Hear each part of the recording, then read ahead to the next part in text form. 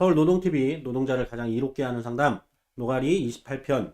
오늘도 새로운 노동 사례를 통해서 노동의 권리, 노동법에 대해서 한번 알아보도록 하겠습니다.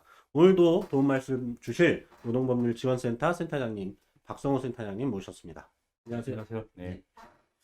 자, 오늘 상담 사례는 어떤 건지 소개해 주시죠. 예, 다른 회사에 가서 일을 하는 이른바 파견 사원이신데요. 네. 어쨌든 소속이 다르다 보니까 같은 일을 하지만 뭐 월급이 한 절반 수준인데 네, 네. 이게 이제 법적으로 문제가 없느냐, 이런 질문입니다.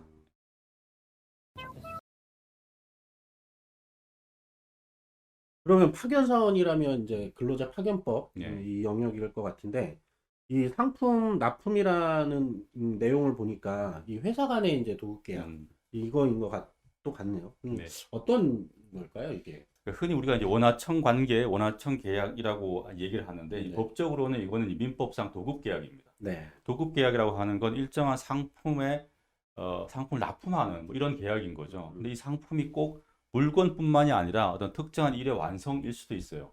그래서 우리가 뭐 용역 계약이라는 표현도 많이 하는데 용역 계약도 도급 계약의 일종입니다. 그러니까 뭐 경비 용역 그러면 경비를 서주는 상품을 납품을 하는 거죠.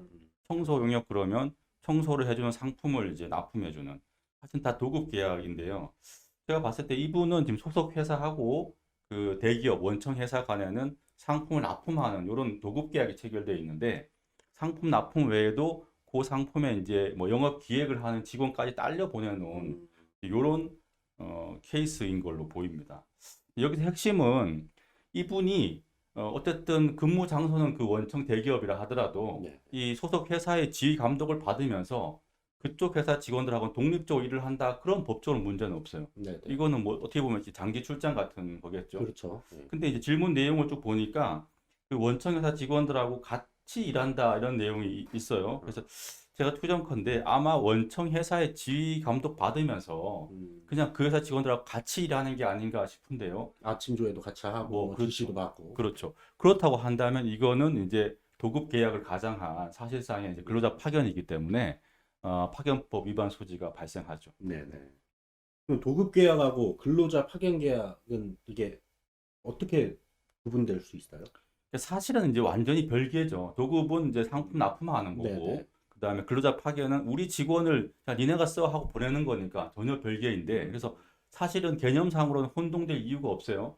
그런데 현실에서는 이 많이 혼동이 발생하는데 왜 그러냐면은 상품 납품하는 경우에는 납품하는 회사가 알아서 만들어서 납품하면 되잖아요, 그죠? 그렇죠. 원청 회사에서 이 납품하는 회사 직원들을 지휘 감독할 이유가 없어요. 네네.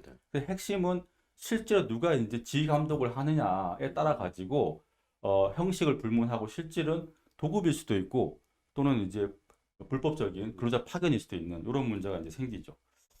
먼저 이제 근로자 파견 관계부터 조금 부연 설명 좀 드리면은 이거는 좀 생각해 보면 굉장히 불합리한 고용 형태라고 할 수 있는데요. 이 노동자의 노동력을 필요로 하는 사용자는 누구예요?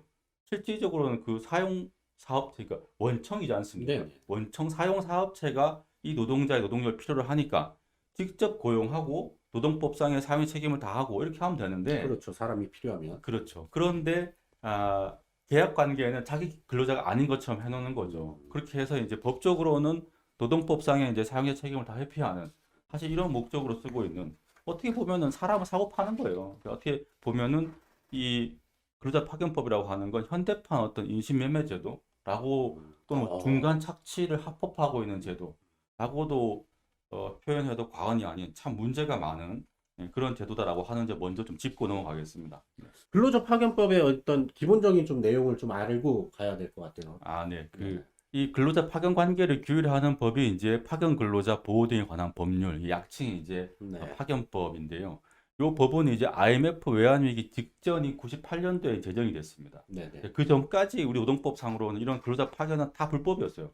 말씀드렸듯이 이거는 바람직하지 않은 불합리한 고용 형태니까 이런 건 그렇죠. 사실 안 된다 이거였는데 80년대 중후반부터 이제 막 좀 산업 사회가 다변화되면서 불법 파견이 이제 횡행하기 시작한 거예요. 이걸 좀 규제해야 된다라고 하는 필요에서 그런 목적에서 90년대 초반부터 이제 이 파견법 제정 논의가 시작이 됐는데 안타깝게도 결과적으로는 그냥 많이 좀 만연해 있는 파견은 합법화 해주자. 이렇게 사실은 98년도에 이 파견법이 제정이 돼 버렸습니다. 대신에 약간의 이제 제한을 위한 좀 장치를 뒀는데 첫 번째가 이제 노동부 장관의 허가를 받은 업체만 파견 사업할 수 있다. 첫 번째. 다음 두 번째는 어쨌든 파견 대상 허용 업종을 제한하고 있어요. 원칙적으로 32개 업종입니다, 현재. 다음 세 번째는 이 파견을 할 수 있는 그 기간 최대 2년이죠. 이렇게 한 세 가지 정도의 좀 제한하는 장치를 두고 있다. 이렇게 말씀드릴 수 있겠습니다.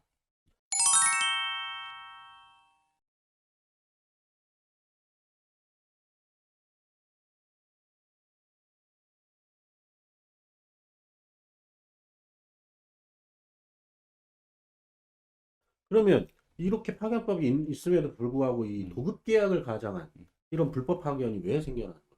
그러니까 이제 앞서 말씀드린 대로 이제 파견법상으로는 적법한 파견의 그 대상 업종이 제한적이고 기간도 어쨌든 최대 2년이지 않습니까? 이러다 보니까 이걸 이제 회피하기 위해서 사실은 파견을 할 수 없는데도 형식적으로는 이제 도급 계약을 체결해 놓고 네네. 실질적으로 이제 파견 근로자처럼 이제 쓰는 거죠.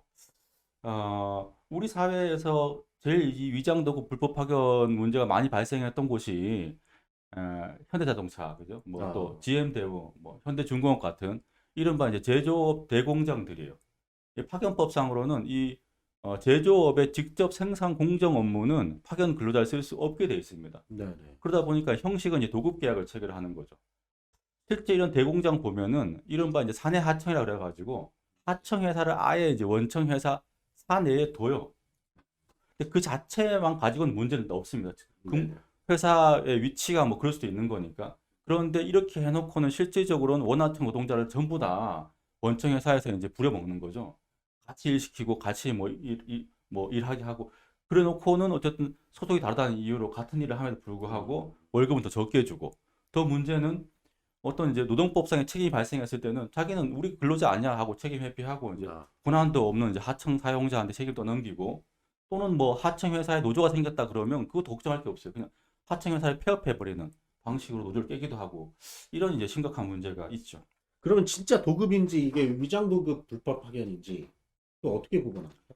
핵심은 누가 이 노동자를 실제로 사용하는 자인가 이게 핵심입니다.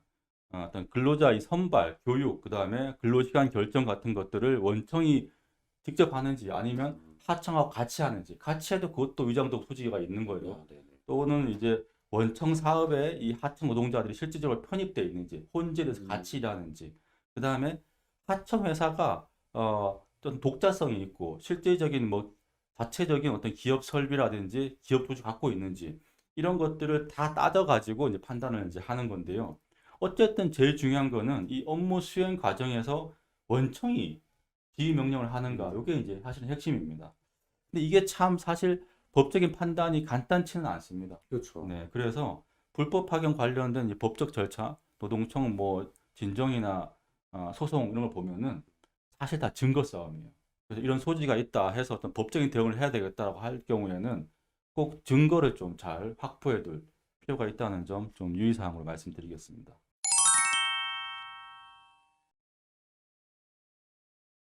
그러면 이렇게 불법 파견으로 인정이 되면 뭐 어떻게 되는 겁니까? 일단 이제 사용 사업주에게 이 노동자를 직접 고용해야 될 고용 의무가 발생합니다. 적법한 파견인 경우에도 그 네. 파견 기간이 도과되면 역시 이 사용 사업주, 원청 사업주한테 이 노동자에 대한 고용 의무가 발생하고요. 불법 파견인 경우에는 그냥 아예 처음 쓴 때부터 소급해가지고 아, 고용 의무가 발생한 것으로 봅니다. 음, 그게 약간 차이인데요. 어쨌든 이 직접 고용해야 되는 것을 기본으로 하고 그 다음에 고용했다고 한다면 지급했을 각종 처우, 임금 같은 게 있지 않습니까? 그 동안 못 받았던 그 차액도 다 지급해야 아, 됩니다. 요런 일단 이제 효과가 발생하고요. 불법 파견은 일단 그 자체로 범죄라서요. 파견 사업주하고 그 다음에 사용 사업주 둘 다 3년 이하의 징역 또는 3천만 이하의 벌금형 처벌 규정이 적용이 됩니다. 요 케이스를 놓고 보면 어쨌든 이분은 이게 만약 불법 파견이라고 한다면 이 원청인 대기업에서 이 노동자를 고용해야 되고 처음 그렇게 썼던 때부터의 그 임금 차익을 지급해야 되는 이런 효과가 발생하는 거죠. 그렇죠. 이분은 월급이 절반밖에 안 됐다고 하니까 그렇죠. 네. 다 받아야 될 것 같습니다.